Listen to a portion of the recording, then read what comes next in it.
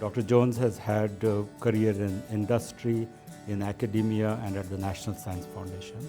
So in an industry where he started his career, he became actually quite an expert in optical fiber-based communications. Then after academia, he went briefly for an academic position at Norfolk State University, where he was the department chair for both the optical and the electrical engineering department.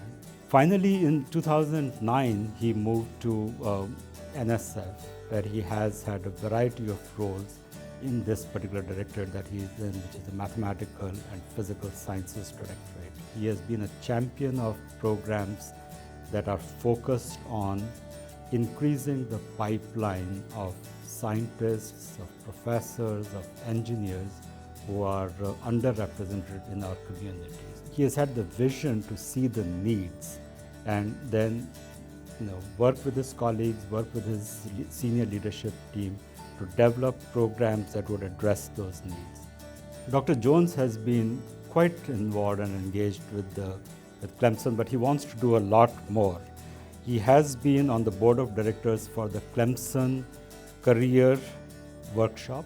It's really remarkable as to the respect and gratitude that he has for Clemson. He credits Clemson with Clemson and my department, Material Science and Engineering, as sort of making him realize that a scientific career can be fruitful, it can be impactful.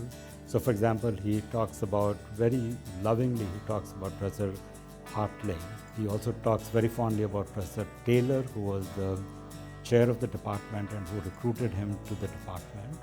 And he says it was really, some key mentors, like he specifically mentioned the name of Dr. Smith, who was the Dean of Student Affairs, and Ms. Lasser, who was the Director of Peer.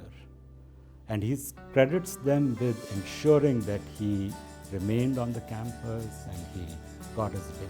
So he is really, very thankful for his experience at Clemson and these mentors that he had here. What is amazing is that, although he has been in very busy, high-level professional positions, he has always found time for Clemson. And on top of it, he is always very humble and very generous with both his time and his advice, etc.